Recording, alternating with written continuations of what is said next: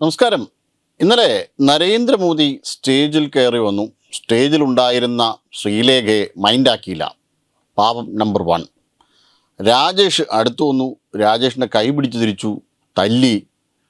പിന്നെ കാല് പിടിക്കാൻ പോയ ആശാനാഥനെ കാല് പിടിക്കാൻ മര്യാദയ്ക്ക് സമ്മതിച്ചില്ലെന്ന് മാത്രമല്ല, തിരിച്ച് കാല് പിടിക്കുകയും ചെയ്തു. സുരേന്ദ്രനെ കൊടുത്തില്ല. ഇനി ഇങ്ങനെ പ്രശ്നങ്ങൾ നിരവധിയായിരുന്നു ഇന്നത്തെ പരിപാടിയിൽ. അങ്ങനെ പൂർണ്ണാർത്ഥത്തിൽ ആ പരിപാടി വളരെ അലങ്കോലമാക്കുകയായിരുന്നു നരേന്ദ്രമോദിയും മേയറുമൊക്കെ ചേർന്നിട്ട് എന്നാണ് മാധ്യമങ്ങൾ പറഞ്ഞു വരുത്തുന്നത്. അത്തരത്തിൽ ഉള്ള ഹെഡിങ്ങുകളാണ് ഇന്ന് ഉണ്ടായിരുന്നത്. പക്ഷേ കുറച്ച് മാത്രമേ അതിൽ വന്നുള്ളൂ. അതിൽ ചിലതൊക്കെ ഇന്നലെ അവർ പടച്ചു വിട്ടത് കാരണം ഇന്നലെ അങ്ങനെ വലിയ ഹെഡിങ്ങുകളും മറ്റുമാണ് ഇന്ന് പ്രതീക്ഷിച്ചത്. ഇന്നലെ കുറച്ചുണ്ടായിരുന്നു, അതിൻ്റെ ബാക്കി ഇന്ന് പ്രതീക്ഷിച്ചതാണ്. പക്ഷേ പ്രതീക്ഷ പോലെയൊന്നും ഉണ്ടായില്ല.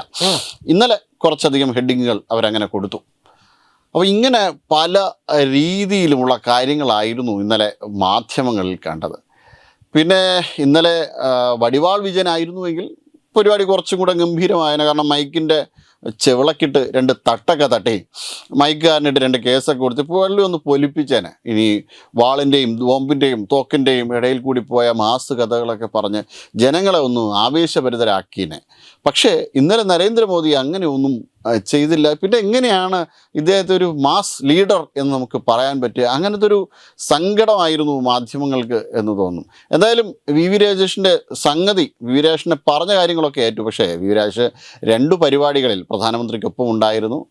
2 ഔദ്യോഗിക പരിപാടികൾ. അതിൽ അമൃത് ഭാരത് ട്രെയിനിൻ്റെ ഉദ്ഘാടനവും അതുമായി ബന്ധപ്പെട്ട കാര്യങ്ങളും, അതോടൊപ്പം തന്നെ മെഡിക്കൽ കോളേജിലൊരു കെട്ടിടത്തിൻ്റെ ഉദ്ഘാടനവുമായിട്ട് ബന്ധപ്പെട്ട പരിപാടികളിലൊക്കെ വി രാജേഷ് പ്രധാനമന്ത്രിക്കൊപ്പം തന്നെ ഉണ്ടായിരുന്നു. കൂടാതെ സ്റ്റേജിലെത്തിയതിന് ശേഷം അദ്ദേഹത്തെ കെട്ടിപ്പിടിച്ച്, അതായത് തിരുവനന്തപുരം മേയറാണ്, ദേശീയ ശ്രദ്ധ തന്നെ ഉണ്ടായിരുന്നു തിരുവനന്തപുരത്തിൻ്റെ ഈ വിജയത്തിന്. അങ്ങനെയുള്ള അദ്ദേഹത്തിന് സ്റ്റേജിൽ വെച്ചുകൊണ്ട് പ്രധാനമന്ത്രിയെ കാണണം എന്നതായിരുന്നു രാജേഷിൻ്റെ ഒരു ആഗ്രഹം. അല്ലെങ്കിൽ വിമാനത്താവളത്തിലേക്ക് പോകുമായിരുന്നു. വിമാനത്താവളത്തിലേക്ക് പോയിട്ട് തിരിച്ചു വരുമ്പോൾ ഒന്നുകിൽ ആര്യ രാജേന്ദ്രനാകണം മേയർ. ഇപ്പം ആര്യ രാജേന്ദ്രൻ ആയിരുന്നെങ്കിൽ ചിലപ്പോൾ പ്രധാനമന്ത്രിക്ക് മുന്നേ ഏറ്റവും മുന്നിലത്തെ എസ്കോട്ട് വാഹനം ആര്യ രാജേന്ദ്രൻ്റെ വാഹനമായിരുന്നേനെ.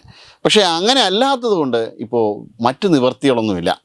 ഇദ്ദേഹത്തിന് പ്രോട്ടോക്കോളിൻ്റേതായ രീതിയിൽ വന്നു കഴിഞ്ഞ് കഴിഞ്ഞാൽ പ്രധാനമന്ത്രി ഇവിടെ എത്തുമ്പോൾ എന്തായാലും വി രാജേഷിന് പരിപാടിയിലെത്താൻ കഴിയില്ല.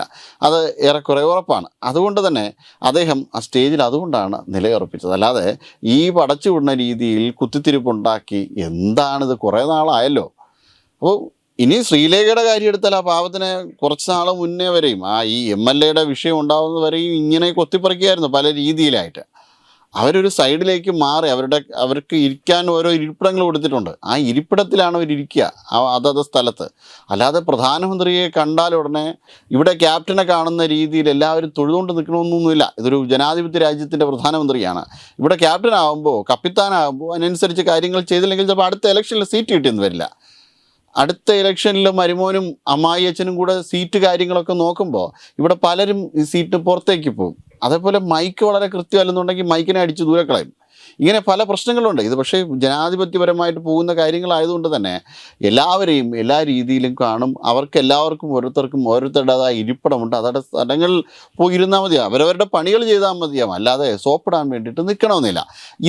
ഇന്നലെ ഇത് കണ്ട് ശീലിച്ച മാധ്യമങ്ങൾക്ക് അത് കാണാതെ വന്നതുകൊണ്ടാണ് അങ്ങനത്തെ ഒരു സങ്കടമായിപ്പോയി. പിന്നെ കൂടാതെ തിരുവനന്തപുരത്ത് BJP ജയിച്ചത് വലിയ ബുദ്ധിമുട്ടായി മാറിയിരിക്കുകയാണ്. മാധ്യമങ്ങൾക്ക് അടിമുടി അല്ലാതെ വല്ലാത്ത വിഷമാണ്. എന്ത് ചെയ്യാനാ? ഇങ്ങനെയെങ്കിലും ഇത് പരാജയപ്പെട്ടിരുന്നെങ്കിൽ 1, 2, 3 സീറ്റുകൾ ആരെങ്കിലുമൊക്കെ രാജിവെച്ചിരുന്നെങ്കിൽ എന്നൊക്കെ പലരും ആഗ്രഹിക്കുന്നുണ്ട്. അല്ലാതെ നടപ്പില്ല. വളരെ ഗംഭീരമായി പരിപാടി നടന്നു. തിരുവനന്തപുരം വികസന രേഖയുടെ ബ്ലൂ പ്രിൻ്റ് പ്രധാനമന്ത്രിക്ക് കൈമാറി. അടുത്ത 5 വർഷം എണ്ണയിട്ട യന്ത്രം പോലെ തിരുവനന്തപുരം നഗരം പ്രവർത്തിക്കുമെന്ന് ഉറപ്പാണ്. അതിൻ്റെ ഇടയിൽ ഇനി വീണ്ടും കുത്തിത്തിരിപ്പുകൾ ഉണ്ടാക്കാൻ നോക്കി. നഗരത്തിന് പുറത്ത് സാറ്റലൈറ്റ് സിറ്റികൾ ഒരുങ്ങുന്നു. വേറെ മാധ്യമങ്ങൾ പറഞ്ഞ് അവരുണ്ടാക്കുന്നതിനനുസരിച്ച്, അവരുടെ സ്ക്രിപ്റ്റിനനുസരിച്ച് കളിക്കുന്ന നടനൊന്നും അല്ലല്ലോ ഇന്ത്യയുടെ പ്രധാനമന്ത്രിക്കും രാജ്യത്തിൻ്റെ ഭരണകൂടത്തിനും ഇവിടെ എന്തൊക്കെ വരണം എന്ന് നല്ല നിശ്ചയമുണ്ട്. തിരുവനന്തപുരം കോർപ്പറേഷനും വളരെ നല്ല നിശ്ചയമുണ്ട്. വളരെ കൃത്യമായി എങ്ങനെ മുന്നോട്ട് പോകാമെന്ന്. പല കാര്യങ്ങളിലൂടെയും കുത്തിത്തിരിപ്പുകൾ ഉണ്ടാക്കാൻ വേണ്ടിയിട്ട് ശ്രമം നടത്തുന്നുണ്ട്. പല രീതിയിലുള്ള സങ്കട പ്രകടനങ്ങളൊക്കെ കാണിച്ചിട്ടുണ്ട്.